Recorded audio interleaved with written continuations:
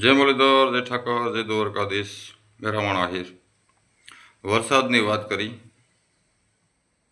તો આપણે મે મહિનામાં વિડીયો મળ્યો હતો. તારીખ હતી 25/2025. ત્યારનો એ વિડીયો છે, એમાં કોઈ ફેરફાર થયો નથી. આપણે વાવણીની વાત કરી હતી એમાં. તો વાવણીની વાત કરી તો 22 તારીખથી 30 જૂન, 22 જૂનથી 30 જૂન માં 80-85% વાવણી થઈ જશે. તો એમાં કદાચ 15% રહી જાય તો જુલાઈ 1 જુલાઈથી 8 જુલાઈમાં વાવણી તમામ વિસ્તારમાં થઈ જાય.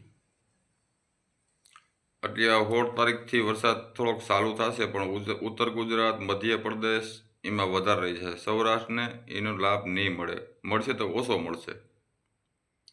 તો આપણે મે મહિનામાં પણ વિડીયો મળ્યો હતો. એ વિડીયોમાં કોઈ ફારફેર થયો નથી.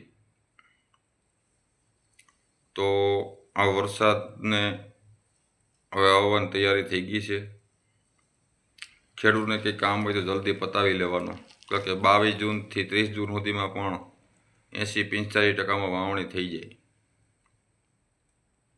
એમાં કોઈ બાકા ભરીએ તો 1 તારીખથી 8 જુલાઈ, 1 જુલાઈથી 8 જુલાઈમાં તમામ વિસ્તારમાં વાવણી થઈ જાય. આમ અત્યારે જે આ 22 જૂનથી ચાલુ થશે એ 30 જૂન, એમાં 3 ઇંચ 4 ઇંચ એવો વરસાદ પણ થશે. તો હવે વરસાદની તૈયારી છે, આવવાની તૈયારી થઈ ગઈ છે. તો ખેડૂતને વહેલું કામ પતાવવાનું છે.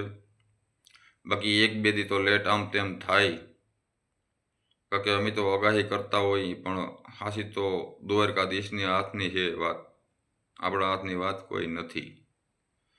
તો આ વધુમાં વધુ વિડીયો શેર કરજો અને ચેનલને લાઈક કરજો, સબસ્ક્રાઈબ કરજો અને ગ્રુપમાં શેર કરજો. તો વરસાદની હવે ફૂલે ફૂલ તૈયારી આવી ગઈ છે. ખેડૂતને વહેલું કામ પતાવી લેવાનું. હવે ગણતરીના દી બાકી છે. તો આપણનો આગળનો વિડીયો મે મહિનાનો મોકલશે, એ પણ વિડીયો જોઈ લેવો તો ખ્યાલ આવી જાય. જય દ્વારકાધીશ, જય મુરલીધર, જય ઠાકર.